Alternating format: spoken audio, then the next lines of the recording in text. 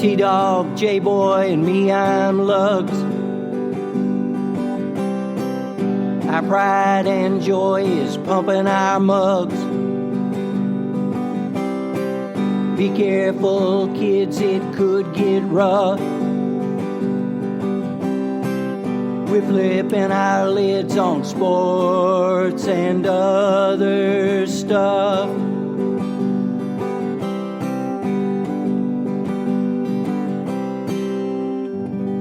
Welcome to Sport Weasel Central. I'm Lugs. I'm J-Boy. And I'm T-Dog. It's the first annual Turkey edition of Sports and Other Stuff. Say, guys, so what kind of music did the Pilgrims like? Rap.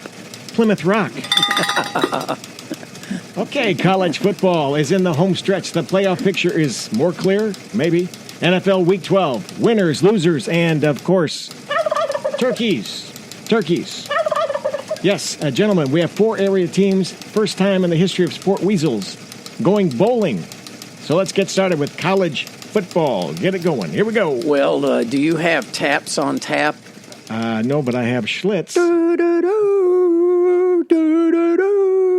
We come not to praise Oregon, but to bury them monkeys, because they are losers. They ain't coming back. Ranked number 14 in the AP.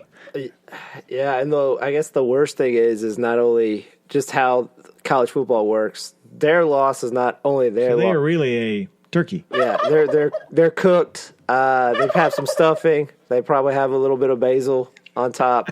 They're done. But like I said, like the unfortunate thing is they not only buried themselves, they probably might maybe damage Utah's chances, because obviously in the championship that would have helped maybe push one of those teams into the mix of the top 4. Obviously, that is really damaged now. The only good thing to come out of yesterday for Utah is their only loss. USC is ranked, and they won again Saturday, so that helps them a little bit. The Fighting Utes? Yeah, so it was a bad – and also, Oklahoma also almost bit it too. So it's just – I mean, Alabama, as much as I know I've given them flack, like they legitimately can't backdoor themselves in after being Western Carolina or some CS bogus team. I figure the committee will put them in probably. I don't think they deserve it anymore. They have played absolutely nobody. Texas A&M's their one win, and Texas A&M at the time was 24th. Mm-hmm. Other than that, they've beat up on people. I mean, come on. And A&M also lost Saturday to Georgia. Yeah. So, but that wasn't surprising, really. No. I mean, Georgia. I think the SEC, Florida's better than Alabama. Oh, that's a robust take. I know I come off as an Alabama hater.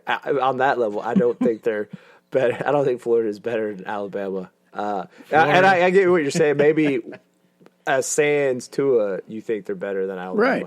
I think it. But man, that's a bold take there, Cotton. So Herm Edwards saved his job at Arizona State, huh?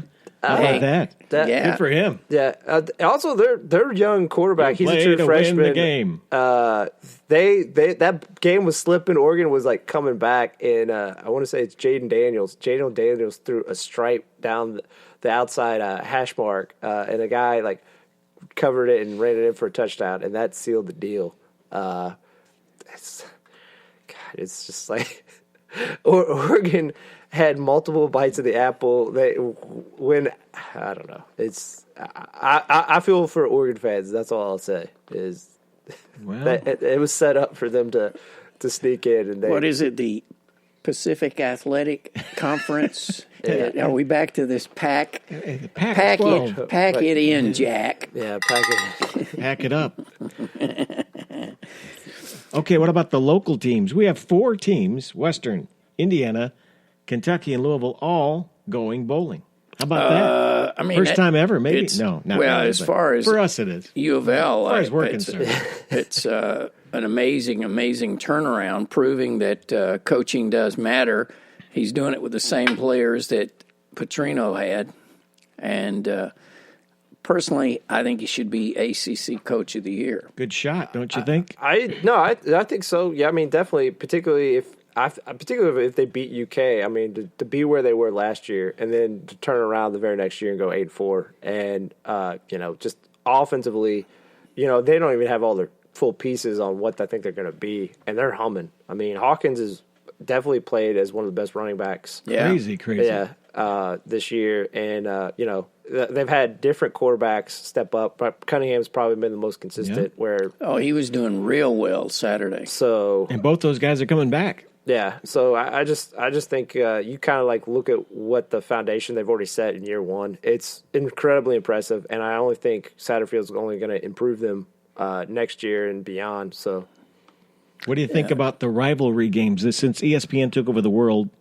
all the rivalry games are at the end of the season. So I got Oklahoma, Oklahoma State, Minnesota, Wisconsin, Alabama, Auburn. Keep going. Ohio State, Michigan. Ohio State. That's Can the Harbaugh game. pull it off? No. No chance. no, I mean, I don't think the score really reflects, like, if you look at yardage-wise, because there was a lot of fumble turnovers, which I credit to Penn State's defense for generating, but if you look at yardage-wise, it was domination. And honestly, as much as, again, I come in as like a guy who's benefiting financially from Joe Burrow's possibly going number one. Chase Young kind of showed like he probably honestly is the Heisman. He should, but like we don't talk about him because we've talked about before, like the Heisman, they don't give it to defensive players. Chase Young's the best player in college. That's it. Flat period. He flat out dominated that game. I mean, they put 2, 3. Yep. It didn't matter. And that's a good Penn State team. I mean, It is. Yeah. So, and like he was a man among boys, just wrecking them. Yeah. So the youngsters listening, we do not condone betting of any sort. Thank you. Go ahead. Okay. What else though? Big Or game. But Well, that would be bad. Yeah, I was that's just got a bad possibility there. That's for sure. I was just gonna say that that Ohio State kind of showed against Penn State that Penn State's good. I think Wisconsin genuinely was good, but you've seen Ohio State this year against like the good competition in Big Ten. Like they blow them out of the water, and it's true. Weirdly, it almost can hurt them because it's like, well, they're not that good. Because I mean, it's things people can spin is like, well, Ohio State isn't that good. I mean, look at Penn. They play Penn State, like they just kind of throttled them. They played Wisconsin, they throttled. Like, well, it's because they're not that much better. I mean, So let's say Minnesota, Wisconsin beat Ohio State in that Big Ten championship game. That would kind of really screw things up, wouldn't it? They'd still get in. I still think they would get in, depending on the score. Yeah. I don't think. I think. I mean, I hate to say it for Wisconsin or Minnesota. Maybe Minnesota sneaks in. I don't think Wisconsin would sneak in if they won. I don't think Minnesota has a shot. Hell, they'd put 3 SEC teams in before they'd. Because nobody's coming from Minnesota to wherever they're going to play the games. Well, Georgia was one. I got upset when I saw they were number 4. They don't travel well. Well, Georgia was one I got upset just because they still have like one of the worst losses. But I will say on the other end, in comparison to the Oklahomas and the Baylors of the world, and obviously even Utah, you look at the quality of wins they have. I think the quality of wins kind of erase the loss to South Carolina. I mean, they have wins against Auburn, Florida.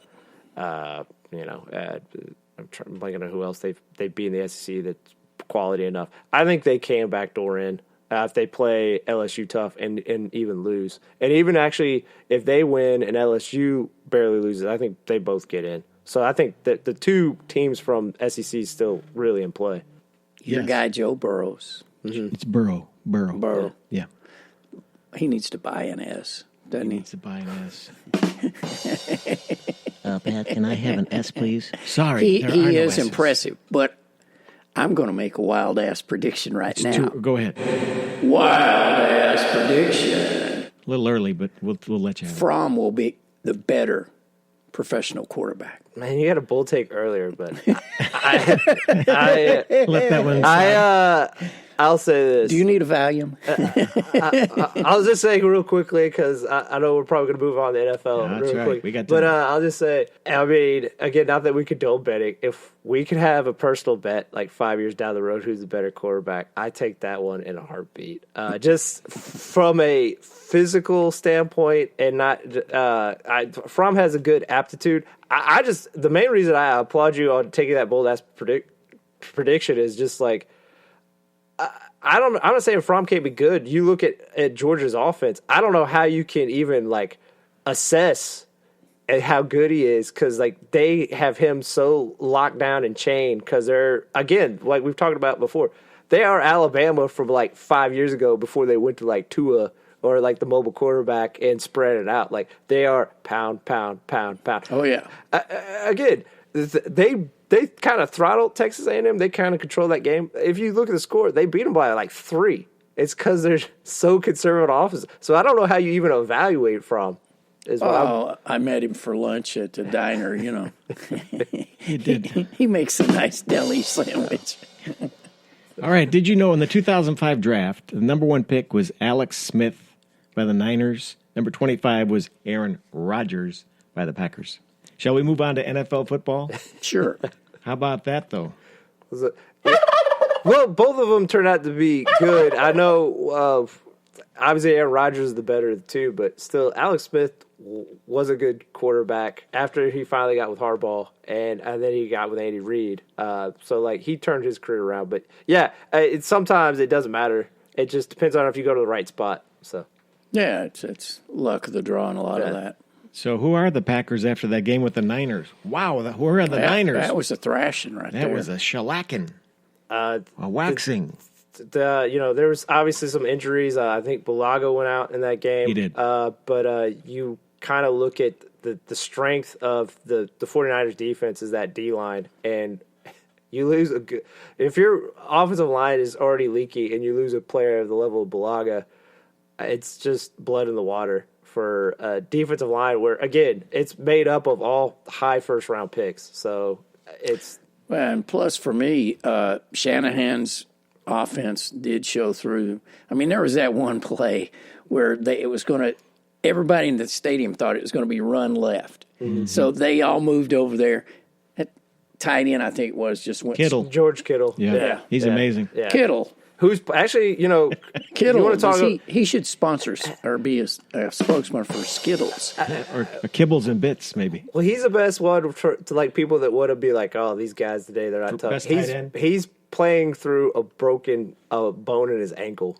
So, And the problem is what? And I'm just saying, like, people that say, like, guys today aren't tough is like, no, they're still really tough. I mean, like, the Kittle, it can still play at that level. I think he had, 100-plus yards. So the Niners are for real, and we should put our money on them.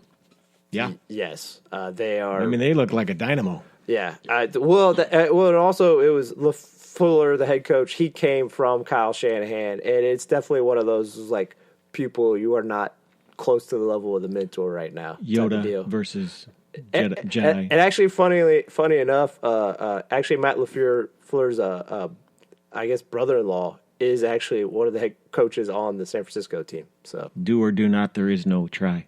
Yeah. Okay. So. Well, all right. Other games that you loved so much. I mean, it was a kind of a interesting the way the Patriots, what Jerry Jones said and all that. Yeah, I think. I mean, I can't explain to you why Dallas isn't a better team when wins and losses wise. I mean, 6-5. I mean, they have talent out the yang. Well, when you really get into it, you look at their wins and losses. Like, they don't have a good win. No, not at all. A good win. This was going to be the one, and they should have had it. Well, the tripping call. I mean, it was legitimately justified for Troy Aikman. It was maybe it wasn't fair to Pereira, but Pereira to sheepishly be like, "That's the right call," and just Troy Aikman, you could tell emotionally was holding back as much as he can, but he lost it because he's like, in this point in a game, for you to call it tripping that is almost never called is absolutely asinine. Because it wasn't even like egregious. is like he kind of like maybe shifted his leg over a little. You couldn't tell if he purposely tried to trip. I don't think he purposely did. Yeah. He was off balance because, the other guy blocked him, and then he's got a guy at his feet. I'm going to protect my legs, too. Yeah. The last time tripping was called the 1963